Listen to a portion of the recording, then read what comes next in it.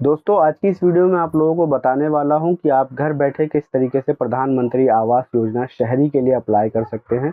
क्योंकि ग्रामीण के लिए मैंने ऑलरेडी वीडियो मेरे चैनल पे अपलोड किया हुआ है, और अगर आपको जो है देखना हो कि आप ग्रामीण के लिए किस तरीके से आवेदन दे सकते हैं, तो उस पर्टिकुलर वीडियो का लिंक जो है मैं यहाँ आई बटन में और मेरे डिस्क्रिप्शन बॉक्स में आपको प्रोवाइड करा दूंगा। आप उस वीडियो को वहां से जाकर के वॉच कर सकते हैं। और अगर आपको जो है आपके ग्रामीण क्षेत्र के लिए प्रधानमंत्री आवास योजना के लिए अप्लाई करना है, तो उस वीडियो को वॉच करके आप ईजिली घर बैठे आपके प्रधानमंत्री आवास योजना के लिए अप्लाई कर सकते हैं। इस वीडियो में आपको बताने वाला हूं, अगर आप शहरी क्षेत्र से बिलोंग करते हैं और आप चाहते हैं कि आप प्रधानमंत्री आवास योजना शहरी के लिए आप आवेदन दें, तो क्या प्रोसेस है, किस तरीके से आपको अप्लाई करना है, क्या एलिजिबिलिटी क्राइटेरिया है और कौन कौन से डॉक्यूमेंट्स की आपको ज़रूरत पड़ने वाली है, वो तमाम चीज़ें जो है आज की इस वीडियो में मैंने आपको डिटेल में बताया हुआ है। तो वीडियो को आप शुरू से लेकर के आखिर तक ज़रूर देखिएगा, जिससे कि आप एक भी इन्फॉर्मेशन को मिस ना करें। क्योंकि अगर आप एक भी इन्फॉर्मेशन मिस कर देते हैं, तो हो सकता है आपके फॉर्म का जो है अप्रूवल आपको ना मिले, आप जो है प्रधानमंत्री आवास योजना के लाभ से वंचित रह सकते हैं। तो जो है प्रोसेस को समझाने के लिए मैं लेकर के चलूंगा आप सभी को मेरे ब्राउज़र स्क्रीन पर, और वहां पर मैं आपको डिटेल में बताऊंगा कि किस तरीके से आपको जो है प्रधानमंत्री आवास योजना के लिए ऑनलाइन आवेदन देना है। तो चलिए हम चलते हैं हमारे ब्राउज़र स्क्रीन पर और देखते हैं प्रोसेस को। तो सबसे पहले जो है आपको अपना किसी भी ब्राउज़र को ओपन कर लेना है और ब्राउज़र को ओपन करने के बाद आपको ई श्रम कार्ड लिख करके इंटर प्रेस करना है। जैसे ही आप ई श्रम कार्ड लिख के इंटर प्रेस करेंगे, आपके सामने जो फर्स्ट वेबसाइट आएगी इसके ऊपर आपको क्लिक करना है। यहाँ पर जो है आपको ई श्रम का डैशबोर्ड दिखेगा, गो टू मेन पेज के ऊपर आपको क्लिक करना होगा। उसके बाद जो है सिंपली यहाँ पर जो है आपके सामने ई श्रम का जो है डैशबोर्ड ओपन हो जाएगा। आपको यहाँ पर जो है ऑलरेडी रजिस्टर के आगे लॉगिन का ऑप्शन शो होगा, आपको इसके ऊपर क्लिक करना है। तो जैसे ही आप लॉगिन के ऊपर क्लिक करते हैं तो लॉगिन पेज आपके सामने ओपन हो जाएगा। आपको यहाँ पर जो है आपका रजिस्टर मोबाइल नंबर और ये कैप्चा डाल करके सेंड ओटीपी के ऊपर क्लिक करना है। और जैसे ही आप सेंड ओटीपी पे क्लिक करेंगे, आपको यहाँ पर आपके ओटीपी को एंटर करके जो है यहाँ पे सबमिट बटन के ऊपर क्लिक करना है। तो जैसे ही आप सबमिट बटन के ऊपर क्लिक करते हैं तो आपको जो है यहाँ पर लॉगिन यूजिंग आधार का ऑप्शन शो होगा। यहाँ पर जो है आपको आधार नंबर की आपकी डिटेल्स को एंटर करने के बाद में खुद को ऑथेंटिकेट करना होगा। ऑथेंटिकेशन के यहाँ पर 3 मेथड आपको शो हो रहे होंगे, फिंगरप्रिंट, आइरिस और ओटीपी। तो सबसे बेस्ट मेथड जो होता है वो ओटीपी होता है, क्योंकि हर किसी के पास फिंगरप्रिंट और आइरिस डिवाइस नहीं अवेलेबल होता है। तो जो है आपके आधार कार्ड में जो मोबाइल नंबर है उस पर आप ओटीपी रिसीव करके ईजिली जो है ई श्रम कार्ड के पोर्टल के ऊपर लॉगिन कर सकते हैं। तो हमारे केस में हम हमारे आधार कार्ड की डिटेल को डाल करके सिंपली ओटीपी वाले ऑप्शन को चूज़ करेंगे। और ये जो कैप्चा हमें शो हो रहा है, इस कैप्चा को एंटर करने के बाद में यहाँ पर हम इस फॉर्म को सबमिट करेंगे। तो जैसे ही हम सबमिट के ऊपर क्लिक करते हैं तो हमारे रजिस्टर मोबाइल नंबर पर हमें ओटीपी भेजा जाता है। उस ओटीपी को हम यहाँ एंटर कर लेते हैं और वैलिडेट के ऊपर क्लिक करेंगे। तो जैसे ही हम खुद को वैलिडेट करते हैं तो आप यहाँ देख पा रहे होंगे आपकी पर्सनल इन्फॉर्मेशन आपको यहाँ पर शो हो जाती है। और उसके नीचे जो है आपको यहाँ पर एक ऑप्शन शो हो रहा है, I do not want to be part of e Shram card, revoke my Aadhaar consent given earlier. तो इसके ऊपर जो है आपको इस चेकबॉक्स के ऊपर हरगिज़ क्लिक नहीं करना है। इस चीज़ का आपको ध्यान रखना है, क्योंकि अगर आप इसके ऊपर क्लिक करते हैं तो इसका मतलब ये होता है कि आप जो है आधार अथॉरिटीज़ का जो है डेटा जो है आप ई श्रम कार्ड से जो है अपना रिमूव करना चाह रहे हैं। तो जो है आपका पूरा डिटेल जो है इस प्रोफाइल पे से डिलीट हो जाएगा।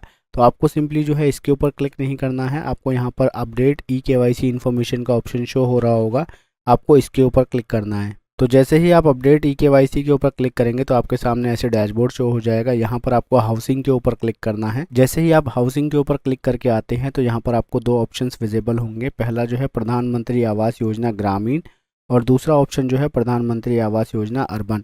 तो आप जिस किसी भी पर्टिकुलर जो है योजना के लिए अप्लाई करना चाहते हो, चाहे वो ग्रामीण हो या अर्बन हो, उसके ऊपर आपको सिंपली जो है अप्लाई का बटन शो होगा, आपको उसके ऊपर क्लिक करना है। तो हमारे केस में जो है हम अर्बन के लिए अप्लाई करने वाले हैं। तो यहाँ पर जो है अप्लाई का बटन है, इसके ऊपर हमें क्लिक करना है। और जैसे ही हम इसके ऊपर क्लिक करते हैं तो इस तरीके से आपको डैशबोर्ड शो होगा।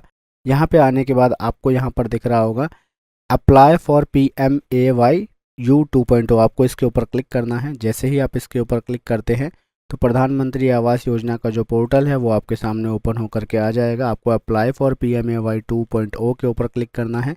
यहाँ पर आपको कुछ इंस्ट्रक्शन शो होंगे आपको जो है इस पर्टिकुलर योजना के लिए, तो जो है उसको रीड कर लेना है और क्लिक टू प्रोसीड के ऊपर क्लिक करना है। जैसे ही आप इसके ऊपर क्लिक करते हैं तो यहाँ पर आपको जो है आवश्यक दस्तावेज की लिस्ट शो हो जाएगी, जिसमें कि सबसे इम्पॉर्टेंट जो डॉक्यूमेंट है आपके पास जो है आवेदक का आधार कार्ड होना चाहिए। और उसके बाद जो है जिस किसी भी परिवार की डिटेल आप उसमें देने वाले हैं तो उन सभी के आधार कार्ड आपके पास होने चाहिए। उसके बाद जो है जो एप्लीकेंट इसमें रहने वाला है यानी कि जिसके नाम से एप्लीकेशन दी जाएगी उसका जो है एक बैंक अकाउंट की इन्फॉर्मेशन आपको यहाँ पर देनी होगी और उसके नाम से जो है आपके पास इनकम सर्टिफिकेट हो यानी कि आय प्रमाण पत्र, उसके बाद जो है उसी के नाम से आपको जाति प्रमाण पत्र भी होना चाहिए और जिस किसी पर्टिकुलर जो है लैंड पर यानी कि भूमि पर जो है आपको मकान बनवाना है उसका जो है आपको यहाँ पर डॉक्यूमेंट भी अपलोड करना होगा यानी कि आपके पास जो है ज़मीन के कागजात होने चाहिए, उसको भी यहाँ पर आपको अपलोड करना होगा। तो इन सभी डॉक्यूमेंट्स को जो है आपको रेडी करके रख लेना है। उसके बाद यहाँ पर प्रोसीड का बटन जो शो हो रहा है इसके ऊपर आपको क्लिक करना है। तो जैसे ही आप प्रोसीड के ऊपर क्लिक करते हैं तो आपके सामने एलिजिबिलिटी चेक का ऑप्शन शो होकर के आएगा। आपको यहाँ पर जो है एनुअल इनकम आपकी डालनी है और एनुअल इनकम डालने के बाद में यहाँ पर आपको जो है सेलेक्ट मिशन कंपोनेंट में जो है BLC को चूज़ करना है और उसके बाद जो है यहाँ पर आपके पास डू यू ओन अ पक्का हाउस एनीवेयर इन इंडिया ये ऑप्शन शो होगा। अगर आपके पास इंडिया में कहीं पक्का का घर है तो जो है आपको यस करना है, अदरवाइज नो।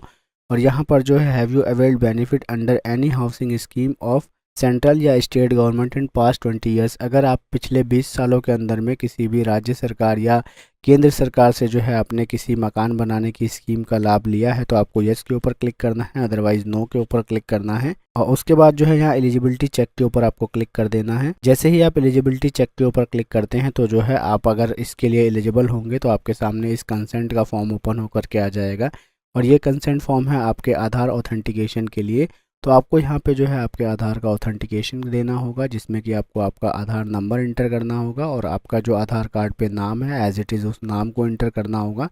और उसके बाद जो है यहाँ पर आपको जो है click here to indicate that you have read and agree to share Aadhaar, इस चेकबॉक्स के ऊपर आपको क्लिक करना होगा। देन जनरेट OTP के ऊपर आपको क्लिक करना होगा। तो जैसे ही आप जनरेट OTP के ऊपर क्लिक करते हैं तो आपके मोबाइल नंबर पर एक OTP भेजा जाता है, उस OTP को आपको यहाँ पर इंटर कर लेना है। जैसे ही आप उस OTP को इंटर करेंगे तो कुछ इस तरीके से प्रोसेसिंग शो होगी आपके सामने और उसके बाद जो है यहाँ पर आपके पास बेनिफिशियरी सर्वे फॉर्म खुल जाएगा जिसमें कि आपको आपका जो है स्कीम का नाम के अंदर में जो है BLC ही रहने देना है। आपको यहाँ पर एप्लीकेंट का नाम डालना है, उसके बाद यहाँ पर जो है आपको आधार नंबर इंटर करना है, एप्लीकेंट का पैन नंबर डालना है। उसके बाद जो है पैन नंबर डालने के बाद में आपको जो है डेट ऑफ बर्थ डालनी होगी एप्लीकेंट की और डेट ऑफ बर्थ इंटर करने के बाद में नीचे आपको ऑप्शन शो हो रहा होगा जेंडर का। तो यहाँ पर आपको जो है एप्लीकेंट की जेंडर को चूज़ कर लेना है। उसके बाद उनकी मैरिटल स्टेटस को फिल करना है। आफ्टर दैट जो है आपको यहाँ पर नेक्स्ट ऑप्शन जो विजिबल होगा वो होगा फादर नेम एज पर आधार कार्ड, यानी कि एप्लीकेंट का जो भी फादर नेम है उसके फादर नेम को आप यहाँ पर इंटर करेंगे जो उनके आधार कार्ड पे मेंशन है। उसके बाद फादर का आधार नंबर आपको यहाँ इंटर करना होगा।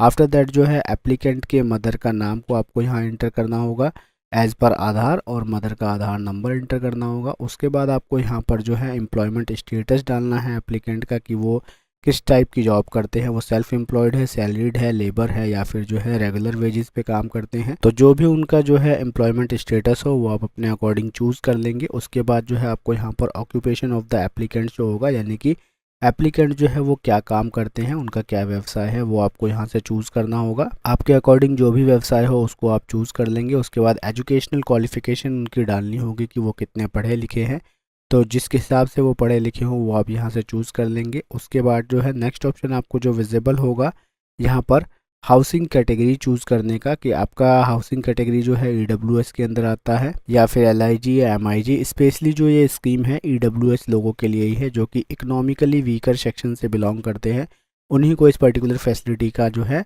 लाभ मिलने वाला है। तो आपको यहाँ पर EWS ही चूज़ करना है। उसके बाद फॉर्म को जैसे ही आप स्क्रॉल करके नीचे आएंगे तो यहाँ पर जो है आपसे पूछा जाएगा वेदर द फैमिली ओन्स पक्का हाउस एनीवेयर इन इंडिया, अगर परिवार के पास जो है पूरे भारत में कहीं भी पक्के का मकान है तो आपको यस करना है, अदरवाइज़ नो करना है। और आफ्टर दैट जो है आपको यहाँ पर एनुअल इनकम डालनी होगी, यानी कि एप्लीकेंट की सालाना तनख्वाह कितनी है। और तनख्वाह इंटर करने के बाद में यहाँ पर अपलोड इनकम सर्टिफिकेट का ऑप्शन आपको शो हो रहा होगा। तो यहाँ पे चूज़ फाइल के ऊपर क्लिक करके जो है उस आवेदक का आपको इनकम सर्टिफिकेट यानी कि जो है आय प्रमाण पत्र को अपलोड करना है। आफ्टर दैट जो है आपको रिलीजन चूज़ करना है। रिलीजन चूज़ करने के बाद में नीचे यहाँ पर जो है आपको ऑप्शन शो हो रहा होगा कि भाई आप जो है प्रधानमंत्री समृद्धि योजना या फिर जो है बिल्डिंग कंस्ट्रक्शन वर्क या आंगनवाड़ी वर्कर जो है इस तरीके की किसी स्कीम के अंदर काम करते हैं। अगर आप करते हैं तो यस के ऊपर आपको क्लिक करना होगा, अदरवाइज़ आप नो के ऊपर क्लिक करेंगे और इन पूरी डिटेल्स को फिल करने के बाद आपको फॉर्म को स्क्रॉल करके नीचे आना है। तो जैसे ही आप फॉर्म को स्क्रॉल करके नीचे आएंगे तो यहाँ पर आपको जो है आपकी कैटेगरी को चूज़ करना होगा। तो आपकी जो भी कैटेगरी हो आपके अकॉर्डिंग यहाँ से आप उसको चूज़ कर लेंगे, जनरल, SC ST OBC। तो जो कैटेगरी होगी उसका आपको यहाँ पर जो है सर्टिफिकेट अपलोड करना होगा। आपको आपका कास्ट सर्टिफिकेट जो है यहाँ से चूज़ फाइल के ऊपर क्लिक करके अपलोड कर देना होगा। और नेक्स्ट ऑप्शन आपको यहाँ पर शो हो रहा होगा कि अगर जो है इससे पहले आपने जो है ULB के अंडर में कहीं भी जो है कोई घर वगैरह लिया है तो जो है आपको यस करना है, अदरवाइज नो के ऊपर आपको क्लिक करना है। उसके बाद जो है यहाँ पर आपको जो है जब आप स्क्रॉल करके नीचे आएंगे तो यहाँ पे आपको present address and contact details का डालने का ऑप्शन आएगा। तो यहाँ पर आपको जो है सबसे पहले आपका हाउस या फ्लैट नंबर इंटर करना होगा। आफ्टर दैट जो है आपको आपके मोहल्ले या गली का नाम डालना होगा। उसके बाद जो है आपको आपका स्टेट चूज़ करना होगा, डिस्ट्रिक्ट का नाम, सिटी का नाम, और सिटी का नाम डालने के बाद आपको आपके एरिया का पिन कोड इंटर करना पड़ेगा, फिर मोबाइल नंबर और ईमेल आईडी। तो इन सभी डिटेल्स को डालने के बाद में यहाँ पर आपको जो है परमानेंट एड्रेस डालने का ऑप्शन विजिबल होगा। तो यहाँ पर जो है आपको सेम एज प्रेजेंट एड्रेस, अगर आपका जो है परमानेंट एड्रेस प्रेजेंट एड्रेस के जैसा ही है तो आपको इस चेकबॉक्स के ऊपर क्लिक कर देना है। और अगर आपका प्रेजेंट और परमानेंट एड्रेस दोनों अलग अलग है तो जिस तरीके से मैंने आपको बताया है कि प्रेजेंट एड्रेस आपको फिल करना है, सेम उसी तरीके से आप आपके परमानेंट एड्रेस को भी फिल कर लेंगे। उसके बाद आपको यहाँ पर हाउसिंग कंस्ट्रक्शन साइट एड्रेस डालना होगा, यानी कि जहाँ पर आप घर बनाना चाहते हैं वो एड्रेस आपको यहाँ डालना होगा। अगर आपका जो है एड्रेस जो आपने प्रेजेंट एड्रेस में डाला है उसके जैसा ही है तो जो है आपको यहाँ पर सेम एज प्रेजेंट एड्रेस को चूज़ कर लेना है। और अगर उसके जैसा नहीं है तो जिस जगह आप घर बनाना चाहते हैं वो एड्रेस आपको यहाँ पर इंटर करना होगा। और उसके बाद जो है एड्रेस डालने के बाद में आपको जो है तमाम चीज़ें इन्फॉर्मेशन फिल करने के बाद जैसे कि आपका हाउस नंबर या फ्लैट नंबर आप इंटर करेंगे। और अगर आप same as present address choose कर लेते हैं तो जो है आपका ऑलरेडी सारा चीज़ फिल हो जाएगा। उसके बाद जो है यहाँ पर ऑप्शन आपको शो होगा अपलोड लैंड डॉक्यूमेंट का। तो आपको जो है उस ज़मीन के कागजात यहाँ पर अपलोड करने पड़ेंगे। और आपका जो है परमानेंट एड्रेस भी सेम है ऊपर के जैसा ही, तो इस पर क्लिक करेंगे, अदरवाइज जो है यहाँ पर भी उसको आप चेंज करके लिख सकते हैं। तो ज़मीन के डॉक्यूमेंट अपलोड करने के बाद आपको यहाँ पर ऑप्शन भी दिखेगा number of years of stay in present town. तो जो है आप कितने सालों से वहाँ पर रह रहे हैं उस चीज़ को आप यहाँ पर चूज़ कर लेंगे। उसके बाद जो है यहाँ पर आपको प्रेजेंट हाउस ओनरशिप दिखेगा, जिसमें कि आपको चूज़ करना होगा कि भाई घर आपका खुद का है या रेंटेड है या फिर जो है आपके पास कोई मकान नहीं है। तो उन सभी डिटेल्स को चूज़ करने के बाद आपके सामने यहाँ पर फैमिली मेम्बर्स की डिटेल का ऑप्शन शो होगा। तो आप जो है आपकी फैमिली मेम्बर्स की डिटेल को इंटर कर देंगे। जैसे कि यहाँ पर सबसे पहले आपको नाम शो हो रहा है, ये एप्लीकेंट का नाम शो हो रहा है।